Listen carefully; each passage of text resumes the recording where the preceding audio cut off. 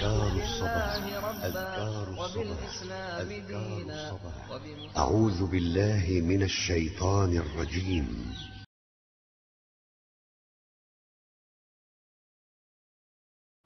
Alhamdulillah wassalatu wassalamu ala rasulillah nabiyina Muhammadin wa alihi wa sahbihi wa man walah.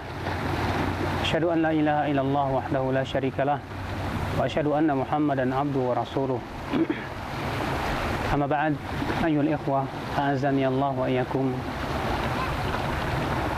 Terkadang kita sering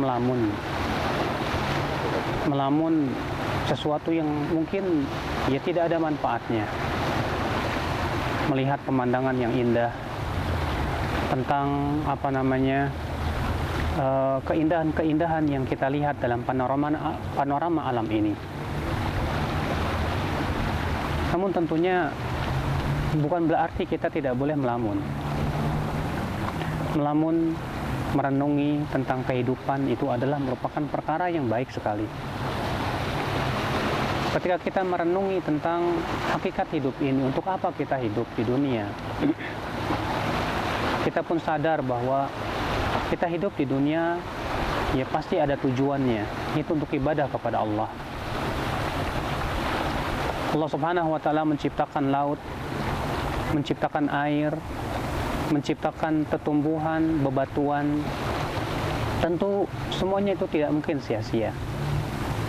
Akan tetapi karena ada sebuah hikmah yang agung, yaitu untuk beribadah kepada Allah Subhanahu wa Ta'ala. Terkadang manusia mencari kebahagiaan dengan berbagai macam cara ia raih. Namun sebetulnya kebahagiaan yang paling bahagia adalah ketika seorang hamba telah mengetahui tentang hakikat tujuan kehidupan dia. Allah berfirman, "Apa hasibatum annama khalaqnakum abatha wa annakum ilaina la turja'un. Fata'ala Allahul Malikul Haq."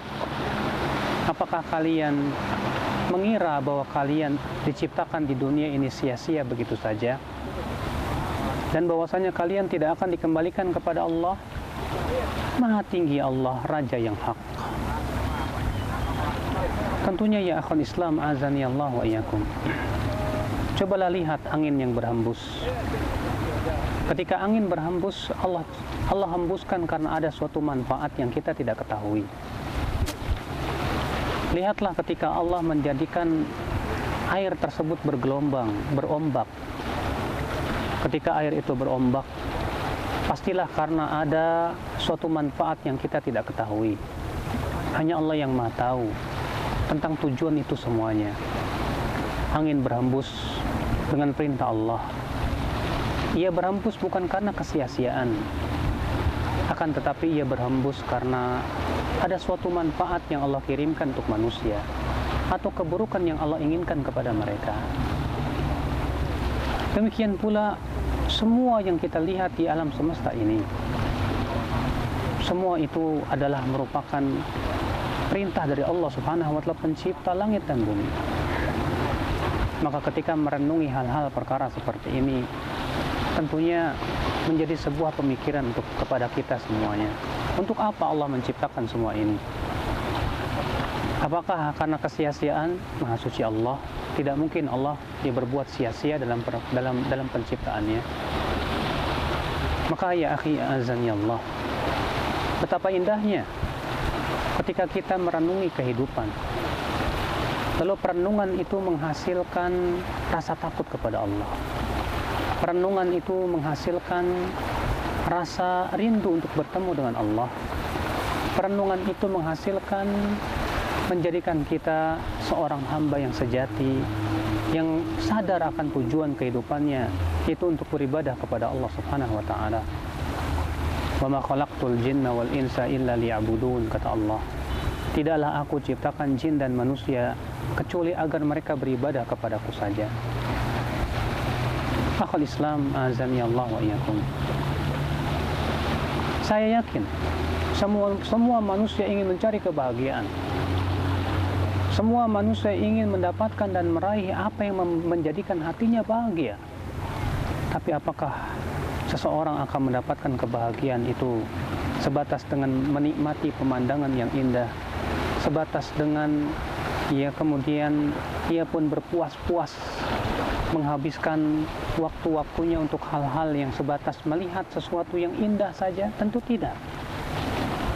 Akan tetapi kita merenungkan betapa indahnya alam ini, menunjukkan bahwa betapa indahnya penciptanya. Bagaimana Allah menciptakan laut, air yang begitu bermanfaat untuk kehidupan manusia. Merenungkan bahwasanya penciptanya pasti adalah maha kasih sayang, maha berilmu. Semua perbuatannya tak ada yang sia-sia. Ikhwatal Islam, azani Allah wa iyyakum. Batu yang ia bagaikan bisu tak berbicara apapun juga. Ternyata batu bertasbih memuji Allah. Bahkan batu itu ada yang belah, mengeluarkan air mata, mengeluarkan mata air. Ternyata Allah mengatakan semua itu min khasyatillah, karena takut kepada Allah Subhanahu wa taala. Bebatuan saja merasa takut kepada Allah. Abdullah bin Abbas berkata, ya, tidaklah batu yang jatuh dari gunung, tidak pula batu yang terbelah lalu kemudian keluar padanya mata air, kecuali semuanya karena takut kepada Allah Subhanahu wa taala. Oleh karena itu ya akhi, ketika kita melihat pemandangan alam yang luar biasa, gunung yang begitu kokoh, demikian pula air yang bergelombang, mengingatkan akan kekuasaan Allah, bahwasanya Allah ia berkuasa atas segala sesuatu. Sehingga pada waktu itu kita takut kepada Allah Subhanahu wa taala. Jangan sampai Allah menjadikan semua yang kita lihat menjadi sebuah malapetaka untuk kita. Air bisa berubah menjadi air bah, tsunami yang mengerikan, yang menghancurkan dan memporak-porandakan kehidupan. Gunung yang terlihat indah itu bisa menjadi azab buat kita, mengeluarkan lahar. Demikian pula awan yang panas untuk menghancurkan kehidupan manusia. Yang kita lihat terlihat indah tersebut bisa saja dengan perintah Allah menjadi sesuatu yang mengerikan untuk kehidupan manusia. Ternyata Allah telah cabut kenikmatan tersebut. Keindahan itu mungkin Allah telah cabut, kemudian Allah jadikan menjadi sesuatu yang mengerikan berupa adab. Itu yang kita khawatirkan ya akhwat Islam. Kita jangan sampai tertipu dengan keindahan alam saja, menikmati keindahan alam demi keindahan alam, tapi kemudian setelah itu kita lupa siapa yang menciptakannya, sehingga kemudian kita pun lebih banyak lalai kepada Rabb pencipta alam semesta daripada mengingat akan nikmat-nikmat Allah yang begitu banyak, mengenal Allah melalui makhluknya, sifat-sifatnya yang tujuannya untuk melahirkan rasa takwa kepada Allah, ketundukan kepada Allah, kecintaan kepada Allah Subhanahu wa taala. Apabila bebatuan-bebatuan yang diam ini bertasbih kepada Allah, apabila pepohonan-pepohonan yang bergoyang tertiup angin sepoi, ternyata mereka pun bertasbih kepada Allah.